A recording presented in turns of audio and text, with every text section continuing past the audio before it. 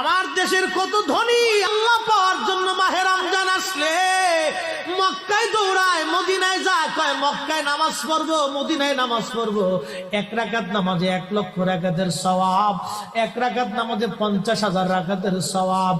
উমরা করে মক্কায় কাটায় সময় মদিনায় কাটায়, মক্কায় কোরআন খতম দিতে যায়, মদিনায় কোরআন খতম দিতে চায়।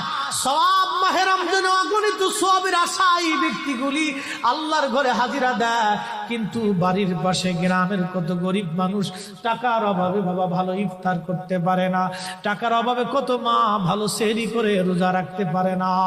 এই ধনীরা এই গরিব মানুষের ঘরে খাবার না দিয়ে আল্লাহরে পাওয়ার জন্য মক্কা মদিনায় দৌড়ায়।